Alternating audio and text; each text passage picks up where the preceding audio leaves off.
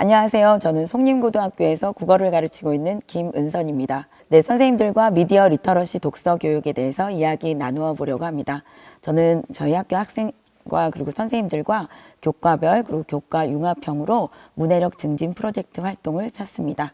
여러분 한번 같이 어떤 활동을 폈는지 살펴보도록 하겠습니다. 사실 제가 문해력과 관련된 그 이야기에 집중했던 이유는 얼마 전에 방영됐던 당신의 문해력이라는 EBS 프로그램 때문이었습니다. 선생님들은 문해력을 뭐라고 생각하시나요? 저는 사실 이전에는 문해력은 문자를 읽고 쓸 수 있는 능력이라고만 생각을 했습니다. 근데 최근에요, 코로나 때문인지 아이들이 이렇게 문자를 읽고 쓸 수 있는 능력, 그 이하의 어떤 능력들을 보여주고 있어요. 사실 자신들만의 SNS 언어라든가 긴 글을 또 못 읽더라고요. 그리고 한자어는 또 어찌나 부족한지요. 예. 선생님 그거 혹시 이 영상 보셨나요? 사흘이 3일인 걸 아이들이 모르더라고요. 그리고 글피나 이래라는 것도 잘 이해를 못 하더라고요. 그래서 그런지 사실 우리나라의 문해력 수준이 굉장히 낮다고 합니다. 저는 또 하나 얼마 전에 놀라운 소식을 접하게 됐어요. 고등학교 아이들이 코로나19 이후에 학력이 많이 저하됐다고 합니다. 근데 하필이면 주요 과목 중에서 국어가 가장 타격을 받았다고 하네요. 저는 그래서 그렇게 생각했어요. 그러면 아이들의 문해력을 증진할 수 있는 방법이 뭐가 있을까? 미디어 리터러시라고는 하는데 그런 것들을 어떻게 이 문해력과 접목할 수 있을까? 과연 접목은 또 가능할까? 그래서 이렇게 생각을 해봤습니다. 문해력은 글을 읽고 의미를 이해하는 능력이고, 그렇다면 글을 읽고 의미를 이해하며 그리고 사람들과 소통하고 문제를 해결하는 어떤 실질적인 문해력을 아이들과 미디어를 통해서 경험해 볼 수 있지 않을까. 우리가 미디어 리터러시 능력이라고 했을 때는 다양한 매체를 이해할 수 있는 능력, 그리고 다양한 형태의 메시지에 접근을 하고 메시지를 분석하는 능력, 그리고 미디어를 평가하고 제작할 수 있는 능력, 합리적이고 원활한 의사소통을 할 수 있는 능력, 뭐 이런 것들을 말하는데요. 이것이 문해력하고 접목했을 땐 어떤 시너지를 낼 수 있을까? 그래서 고민을 많이 했습니다. 어느 방향으로 아이들과 함께 활동을 하면 좋을까? 선생님들도 아마 요즘 미디어 리터러시가 핫하다는 거 알고 계실 거예요. 그럼 어떻게 우리가 교과 안으로 또는 선생님들과 함께, 아이들과 함께 미디어 리터러시를 할 수 있을지. 저는 미디어 교육의 범주부터 먼저 찾아봤어요. 미디어 교육의 범주가 미디어 언어를 볼 수도 있고요. 또 어떻게 재현을 하느냐에 초점을 맞추실 수도 있고요. 수용자의 측면도 볼 수 있고 생산자의 측면도 볼 수가 있습니다. 사실 이전까지는 우리가 미디어 리터러시 교육을 한 건 아닌 것 같아요. 그냥 신문을 분석하는 정도, 그리고 아이들하고 유튜브 만들기, 네, 그 정도의 어떤 미디어 리터러시라기보다는 미디어 활용에 가까운 수업을 했죠. 그래서 이거를 조금 더 책하고도 접목을 할 수 있고, 그리고 문해력하고도 접목할 수 있는 그런 좀 방대한 나름의 꿈을 꾸면서 프로젝트를 전개하게 됐습니다. 미디어 리터러시 구성 요소가 조금 또 살펴봐야 되는 것 같아요. 접근을 어떻게 하고, 또 비판적으로 이해는 어떻게 하며, 사회적으로 소통은 어떻게 하고, 책임과 권리는 또 아이들이 어떻게 가져야 할지, 이런 것들이 리터러시의 구성 요소거든요. 선생님들은 미디어 리터러시 구성 요소를 어떻게 생각하시나요? 저는 아이들이 이제는 생비자라고 생각합니다. 생비자가 뭐냐고요? 생산하고 그리고 또 소비하는, 그런 생산과 소비를 같이 하는 그런 사람이라는 거죠. 아이들은 미디어를 생산하기도 하고 소비하기도 합니다. 유튜버가 돼 있는 학생들도 있고요. 또 유튜버를 즐기는 학생들도 있다는 거죠. 그렇다면 이걸 어떻게 하면 좋을까? 또 고민 많이 했습니다. 네, 그래서 이렇게 나눠봤어요. 아까 미디어 리터러시 구성 요소에다 문해력을 살짝 집어넣어서 미디어를 선택하고 필요 여부에 맞춰서 통제할 수 있고, 그리고 콘텐츠를 만들어내고 소통할 수 있고 책임을 질 수 있는 그런 우리 아이들을 만들어보자. 그런 네트워크를 형성해보자. 이걸 저희 학교 선생님들과 같이 중점으로 삼았습니다. 제일 쉬운 거는요, 여러분 언론진흥재단이라고 아시나요? 한국언론진흥재단에 보면 비카인즈라는 게 있습니다.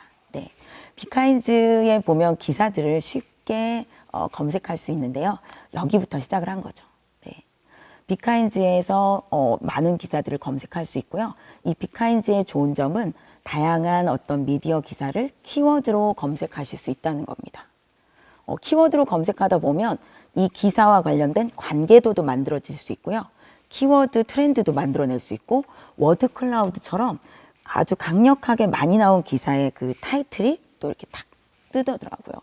그래서 굉장히 좀 가시적으로 우리가 기사를 검색해 볼 수가 있었습니다. 또 하나 미디어 리터러시를 활용한 진로 역량 강화 프로그램을 돌리기도 했는데요. 이거는 사실 뭐 여러분이 이전에도 많이 해보셨을 거예요. 자기 그 진로와 관련된 기사를 검색하고 그것과 관련된 이야기들을 이렇게 보고서로 쓰는 거죠.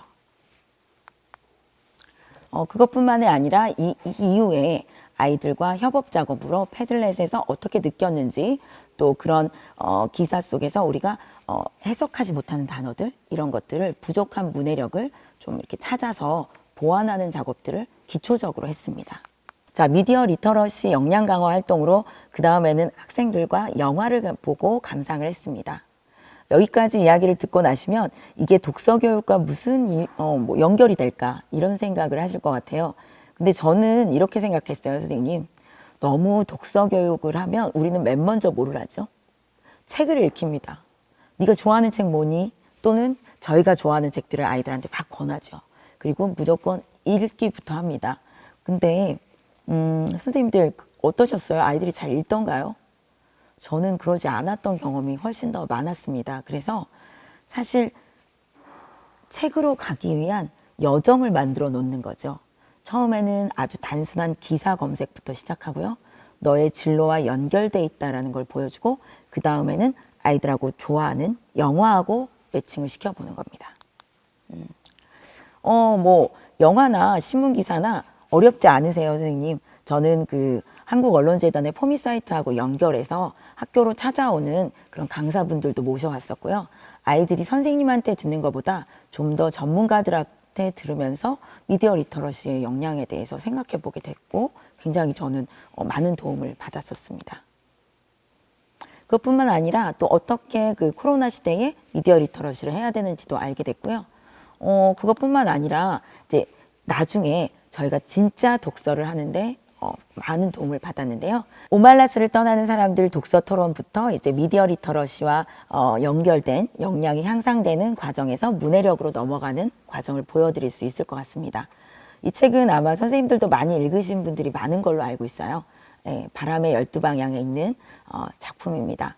지상의 낙원인 오말라스고 그 오말라스의 그 행복을 사회를 유지하기 위한 한 아이의 희생이 따르죠.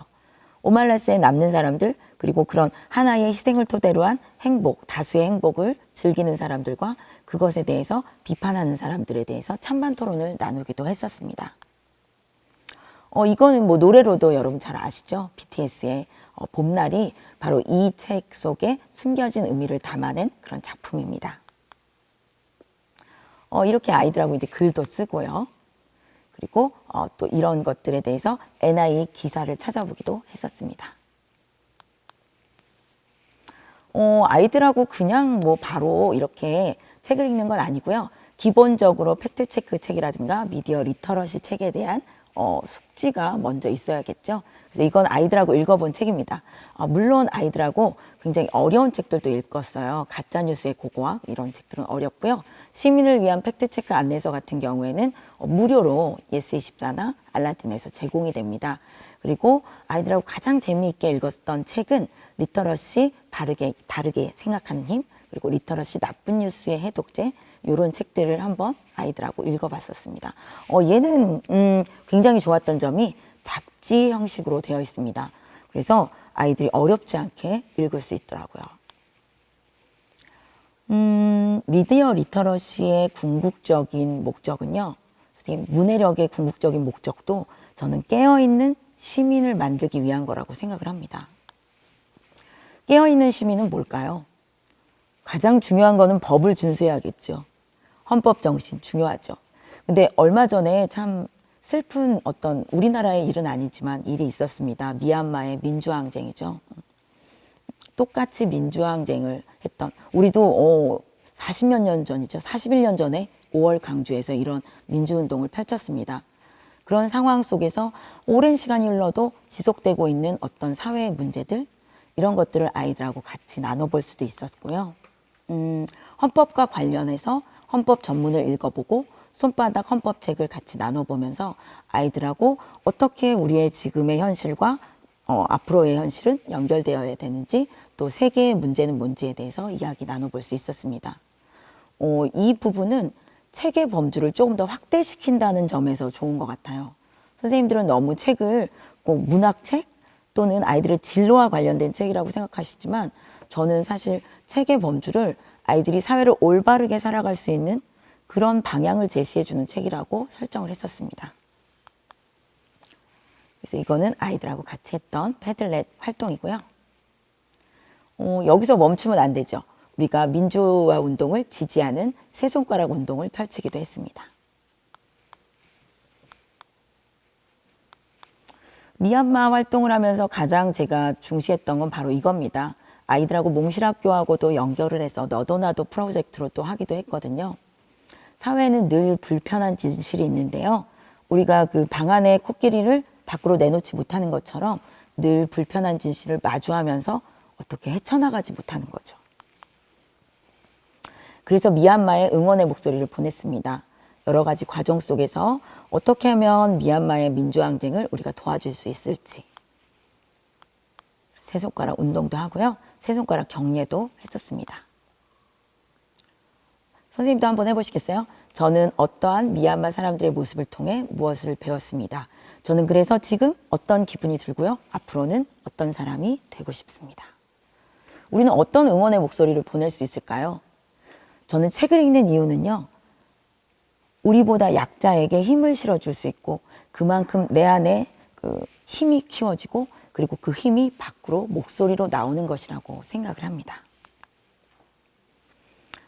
또 뭐 이렇게 간단한 활동을 해볼 수도 있습니다. 사실 저는 이런 활동만 하는 게 아니고요. 아이들하고 뭐 그림책 웹툰을 나누기도 하고요. 패들렛에 아이들한테 좋은 그림책을 추천하기 위해서 책다세라고 혹시 들어보셨나요? 책으로 따뜻한 세상을 만드는 선생님들과 연합해서 어떤 책이 좋은지에 대해서 이야기 나누기도 합니다. 국어 선생님들은 사실 사실적 읽기, 추론적 읽기, 비판적 읽기, 감상적 읽기, 창의적 읽기, 이런 읽기 활동을 펼치죠. 그러나 저는 그런 활동들이 어떻게 다채롭게 변화될 수 있는지가 앞으로 저희들이 아이들과 어떻게 책을 만나는지에 대한 관건이라고 생각합니다. 뭐 이런 댓글 그라운드의 패들렛을 사용해서 우리가 오프라인에서 못하는 토론을, 독서 토론을 온라인에서 또 할 수 있고요. 네, 보이시나요? 네. 이 방법은 사실 제가 자세한 것은 또 따로 선생님들에게 말씀드리면 좋을 것 같습니다. 네, 선생님들 책다세라고 들어보셨다고 하셨죠? 책다세는 책으로 따뜻한 세상을 만드는 겁니다. 2020년 여름 그리고 2021년 여름 책다세가 고른 상황별 책 목록들이 나왔었는데요. 선생님들은 이럴 때 어떤 책을 권해주고 싶으세요? 심심할 때 어떤 책 권해주고 싶으세요? 아니면 지친 너를 응원할 때는 어떤 책을 권해주고 싶으세요? 저는 책다세가 좋았던 이유는 상황별의 책 목록이 있었기 때문입니다. 아이들한테 이럴 땐 이 책을 한번 권해보는 거죠. 네. 쉽지 않지만 도전해보면 좋겠죠? 이래서 아이들하고 같이 책다세처럼 책을 추천해보기도 했었습니다. 그리고 책다세에 아이들이 추천했던 책을 또 보여드리기도 했고요.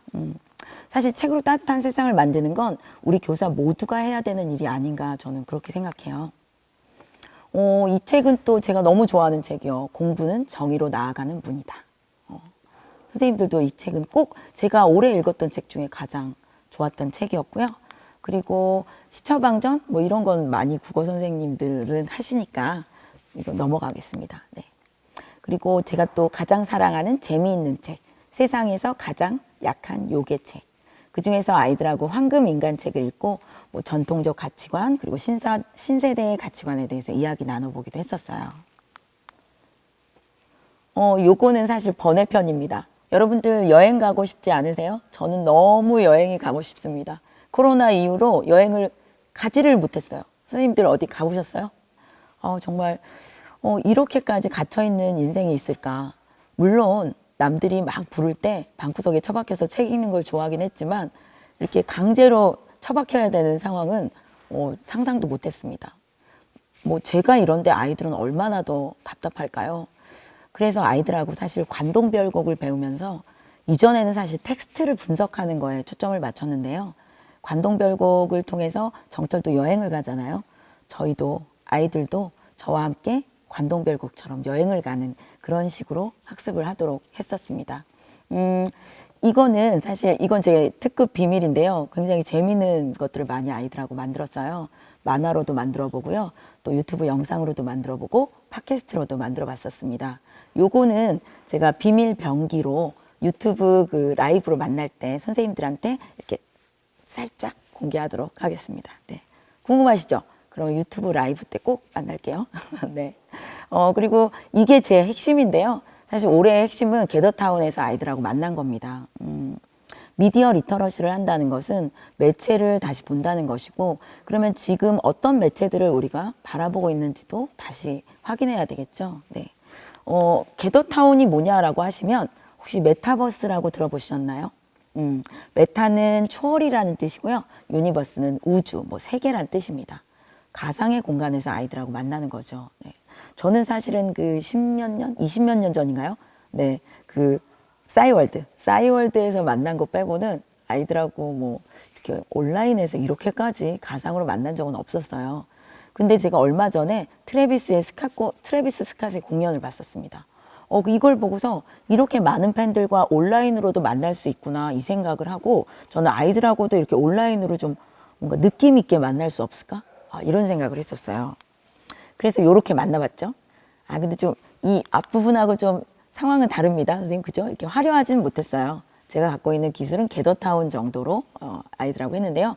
좀 학교 같은 느낌이 들고요. 그리고 싸이월드 해보신 분들은 아바타를 사용해서 활동하기 때문에 싸이월드와 비슷한 상황에서 저도 나이가 있지만 아이들하고 뭐 무리 없이 활동할 수가 있었습니다. 얘는 링크만 있으면 모든 사람들이 공유할 수 있었고 들어올 수도 있고요. 뭐 따로 가입을 안 해도 됩니다. 단 이제 문제는 아이들이 핸드폰으로 접속하면 불안정하게 들어올 수 없다는 점, 그리고 컴퓨터를 좀 사용해서 안정적으로 들어오면 좋은데 그러지 못하는 학생들이 있더라고요. 그래서 그런 아이들은 따로 뭐 구글이나 이런 쪽으로 따로 만나서 활동을 또 해야 되는 그런 단점은 좀 있었습니다. 이 안에서 뭘 했는지 궁금하시죠? 단순하게 저희는 게더타운을 즐긴 게 아니고요. 이 안에서 미디어 속의 혐오는 무엇일까에 대해서 같이 이야기 나누는 것을 했습니다. 상상이 현실이 되는 그런 또 다른 세계 메타버스에 선생님들 올라타 보셨나요? 저는 살짝 발만 올려놨는데요. 이 게더타운을 사용하면서 아이들이 여러 가지 이야기를 했지만 아까 말씀드렸듯이 혐오에 대해서, 교실 속의 혐오, 세상에 대한 혐오. 사실 아이들한테 제가 아름다운 세상을 살라고 독서 교육도 하고 또 뭐 여러 가지 가치에 대한 이야기를 했지만 생각보다 사실 아이들에게 준 그런 세상의 모습 또는 아이들이 느끼는 세상의 모습은 그닥 아름답지 못한 것 같아요. 그래서 한번 우리가 바라보는 세상의 어떤 혐오의 모습, 우리가 누군가를 또 이렇게 뭐 평가하고 편견을 갖고 차별하는 그런 모습은 없는지에 대해서 살펴보는 시간이었습니다. 이 게더타운에서 이야기하니까 아이들이 좀 더 재밌어 했었고요. 그리고 무작정 들어온 건 아니고요. 미리 어떤 것들이 있는지 교실 속의 혐오에 대해서 다양하게 이야기 나눠보고 또 아이들끼리 모둠으로 활동을 한 이후에 이 게더타운으로 들어왔습니다. 다양한 활동들을 했던 뭐 이런 것들은 그것도 온라인에서 또 선생님들 만날 거니까 그때 더 자세하게 말씀드리도록 할게요. 뭐 어떤 식으로 게더타운을 만들 수 있는지 또 운영할 수 있는지 이런 것들은 학교에 제가 알려드릴 수도 있지만 학교에 계신 뭐 많은 어떤 그 미디어 잘 다루시는 분 그리고 컴퓨터 잘 다루시는 선생님에게 여쭤보셔도 아마 이 게더타운은 지금 많이 활용하고 있으니까 충분히 도움을 받으실 수 있을 것 같습니다. 네, 이제 선생님께 마지막 이야기를 드리려고 합니다. 사실 제가 정말 많은 뭐 이런 방법 저런 방법 막 지금 말씀드렸는데요. 이거 말고도 사실 뭐 전해드릴 이야기들은 정말 무궁무진합니다. 저는 책으로 아이들이 어떻게 만나야 되는지에 대한 고민은 우리 교사가 죽을 때까지 가져가야 되는 학교에서 있는 동안은 정말 갖고 가야 되는 저희의 사명이라고 생각을 합니다. 사실 저는 여러 가지 기법들을 많이 예전에는 가지고 왔었습니다. 그게 제가 갖고 있는 전문성이라고 생각을 했거든요. 근데 이제는 사실은 이런 전문성보다는요, 기술, 뭐 테크닉적인 면 이런 것보다는 제가 어떻게 이 아이들과 함께 목표를 향해서 나갈지. 아까 얘기했던 뭐 아름다운 세상이 될 수도 있고요. 또 책을 통해서 따뜻한 세상을 만들자는 것도 될 수가 있을 것 같습니다. 저는 이런 궁극적인 목적을 향해서 아이들과 같이 수업을 이끌어가는 힘이 제 안에 있다라고 생각을 해요. 선생님들 안에도 그런 힘이 있으실 거라고 저는 생각합니다. 저는 아이들에게 영감을 불어넣고 뚜렷한 목표도 제시해주고 싶고요. 비전도 넣어주고 싶고 변화에 대한 도전도 넣어주고 싶고 제가 먼저 앞장서서 솔선수범하고 싶고 그리고 그 아이들에게 추진력을 주고 싶습니다. 그런데 아직 제 안에는 잠들어 있는 거인들이 많이 숨어 있더라고요. 저는 그 거인들을 깨우고 싶어요. 그리고 선생님들도 그러실 수 있을 거라고 생각을 합니다. 저와 함께 이 영상들을 찍고 있는 선생님들께서는 그런 잠들어 있는 자신 안의 거인들을 수없이 많이 일으켜 세우시고 깨우셨던 분들이라고 생각해요. 그리고 앞으로 제가 만날 선생님들도 그렇게 하고 계신 선생님들이신 거죠. 사실 우리가 전해줬던 그런 세상의 모습은 아름답지 않지만 저는 이 아이들이 만들어갈 세상은 아름다울 거라고 생각을 합니다. 선생님들과 제가 힘을 합쳐서 잠들어 있는 우리 안에 그런 거인들을 깨워내고 있기 때문이죠. 그렇다면 아이들도 저희와 함께 이 세상을 아름답게 깨우쳐 나가는 그런 사람이 될 거라고 생각합니다. 그래서 사실 많은 것들이 있지만 그것보다도 우리가 함께 책으로 어떤 세상을 만들고 함께 할 건지에 대해서 끊임없이 이야기 나누는 이 순간이 저는 너무 소중합니다. 선생님들도 멈추지 않고 저희와 그리고 선생님들 안에서 학교 안에서 아이들과 이야기를 나누셨으면 좋겠습니다. 네. 또 온라인에서 만나 뵐게요. 네. 또 뵐게요.